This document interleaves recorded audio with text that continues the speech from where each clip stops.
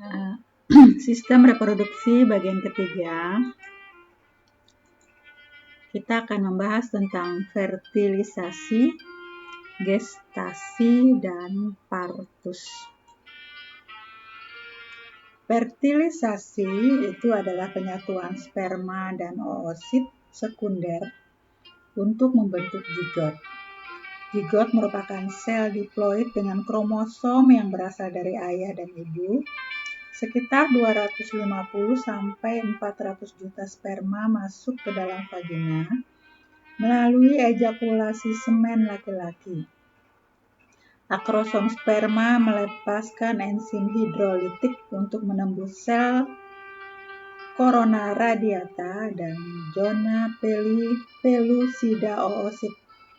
Kemudian zona pellucida menjadi kebal, artinya tidak dapat ditembus oleh sperma lain.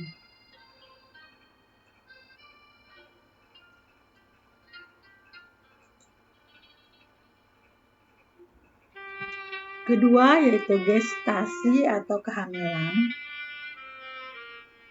Setelah fertilisasi berlanjut ke masa gestasi, yaitu perkembangan embrio menjadi janin hingga kelahiran bayi. Lama kelahiran itu lama kehamilan sekitar 266 hari atau 38 minggu dari waktu fertilisasi hingga kelahiran. Waktu fertilisasi tidak dapat diketahui secara pasti, maka tanggal kelahiran dihitung berdasarkan waktu haid. Jika siklus menstruasi dihitung 28 hari, maka portus terjadi pada hari ke-288 atau 40 minggu atau 9 bulan kalender.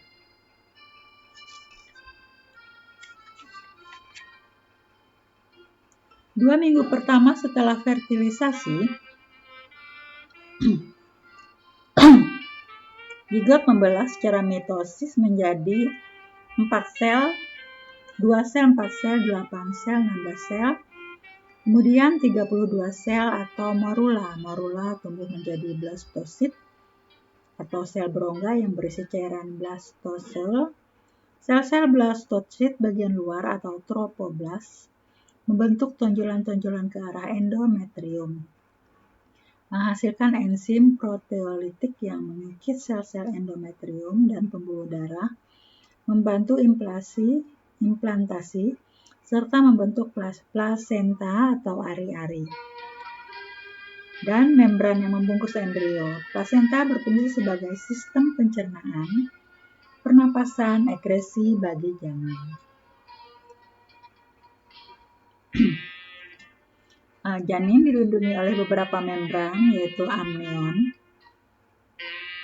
membentuk langit-langit berongga yang berisi cairan amnion atau ketuban. Amnion berfungsi melindungi janin dari guncangan, perubahan suhu, serta memungkinkan bayi bergerak dengan bebas.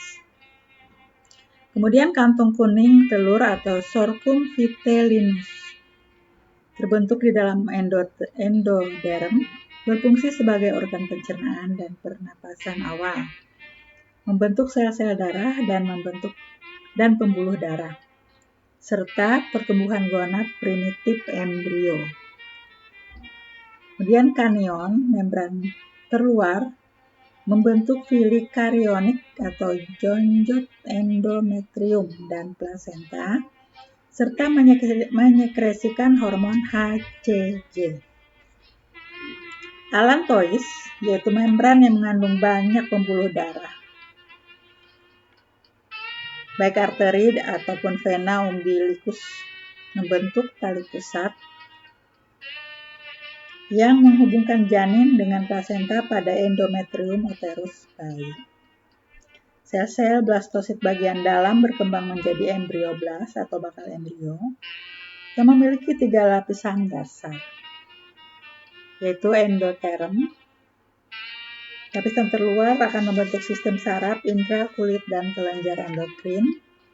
Endoderm atau lapisan dalam membentuk saluran pencernaan dan pernapasan. Mesoderm terbentuk di antara ektoderm dan endoderm. Mesoderm akan membentuk sistem rangka, urinaria, sistem sirkulasi, dan sistem reproduksi. Semua sistem organ janin terbentuk setelah minggu ke-8 perkembangan fetus, selanjutnya berkaitan dengan inferensiasi organ-organ. Minggu ke-9 sampai ke-12 atau bulan ketiga terjadi pertumbuhan panjang tubuh yang cepat. Genital luar berdiferensiasi menjadi organ reproduksi laki-laki atau perempuan. Pertumbuhan kepala terjadi dengan lambat. Minggu ke-13 sampai 16 atau bulan ke-4 terbentuk karakter wajah, rambut, alis, dan tangan. Panjang janin sekitar 13 sampai 17 cm. Minggu ke-17 sampai ke-20 atau bulan ke-5, pertumbuhan melambat, sudah terbentuk kaki dan tangan, kulit tertutup rambut halus serta dilapisi campuran sebum dan sel-sel epidermis yang mati.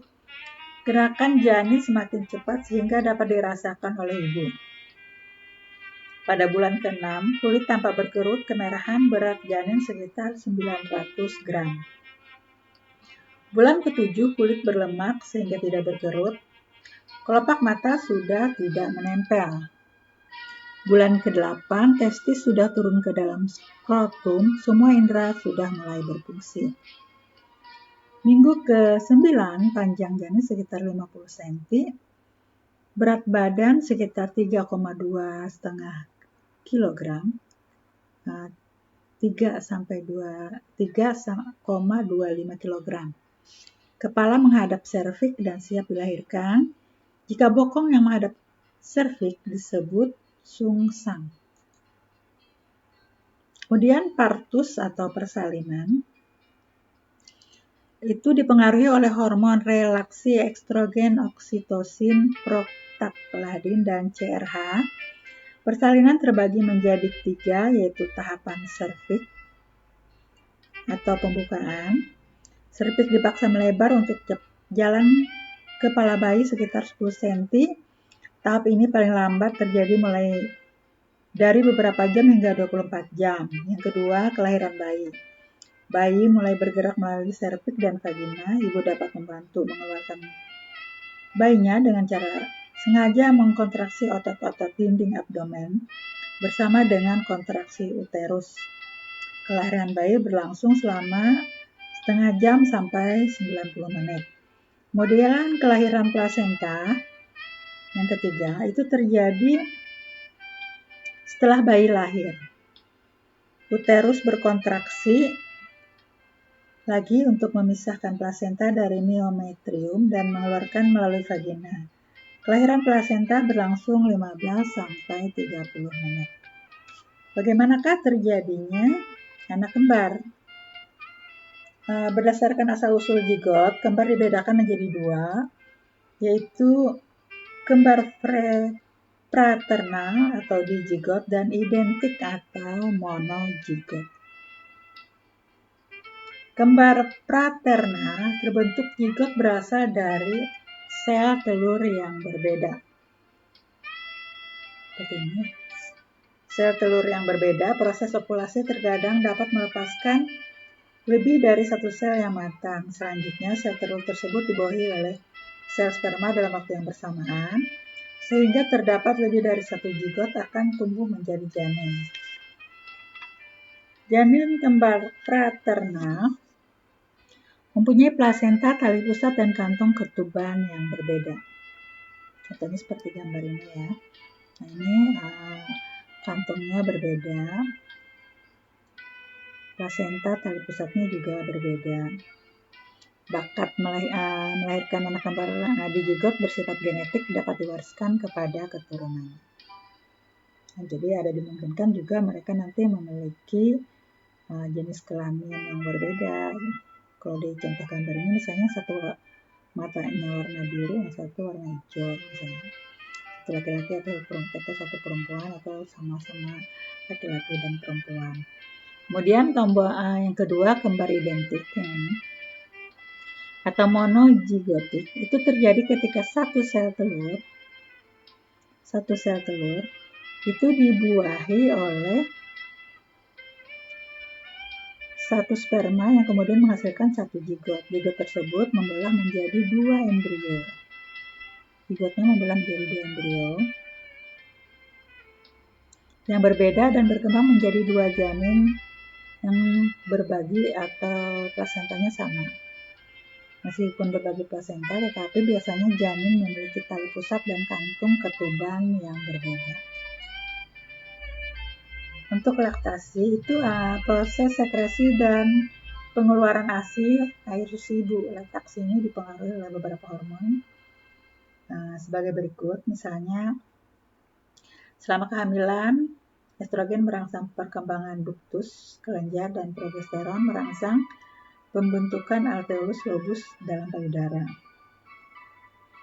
Sejak bulan kedua kehamilan, plasenta mengeluarkan banyak HPL yang berperan memproduksi atau dalam pertumbuhan payudara, puting dan areola.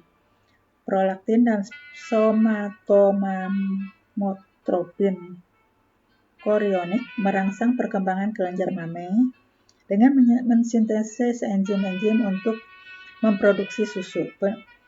Penurunan mendadak estrogen dan progesteron akibat keluarnya plasenta saat kelahiran akan memicu laktasi. Oksitosin merangsang pengeluaran susu.